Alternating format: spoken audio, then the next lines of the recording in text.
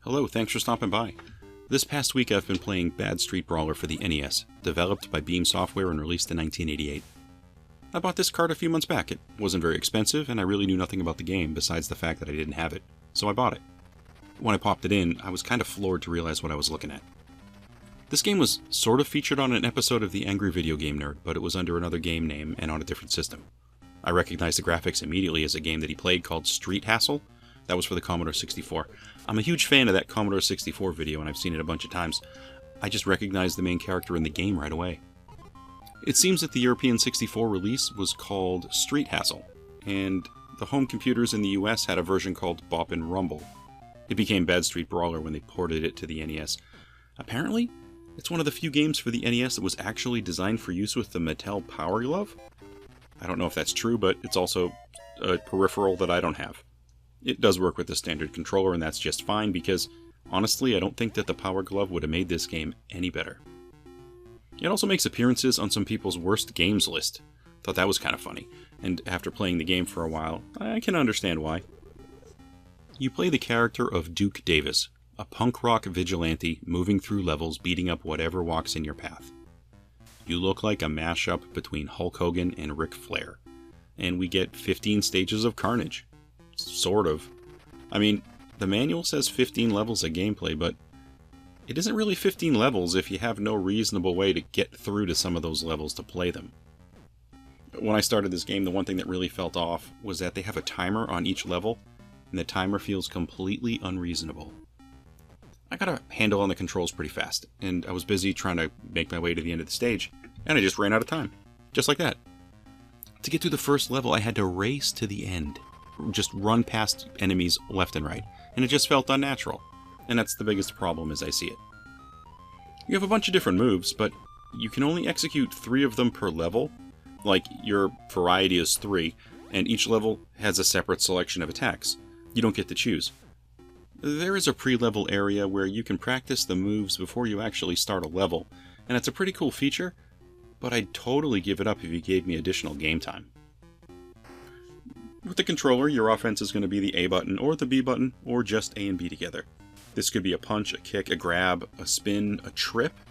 Maybe. There are obviously a bunch of different moves, but as impressive as the variety is, it's kind of wasted if you can't get through enough levels to actually start to use them. According to the manual, we get 12 different enemies, and you're going to get 2 or 3 per level. The first enemy I ran into they're called punks, I guess. But to me, they look like circus little people throwing a ball and chain at you. I don't understand the description. And at the end of the stage, I ran into a gorilla throwing bananas. So I guess that was something. This is a 2-dimensional experience. You're on one direct plane. And as it is, it's a bit of a letdown. Mostly because it seems like it kind of wants to be like Double Dragon. But since you're only on that one plane, you can't really dodge by moving up and down. You just can only go left to right. It feels weak that way. It's also one of those games that just moves too fast.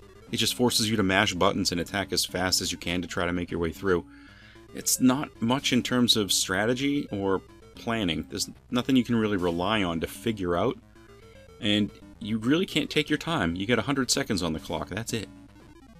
As I was writing this part of the script, I decided to give the internet a look for this and see if there were any cheats available. After some searching, I did find that there are a bunch of Game Genie codes for this.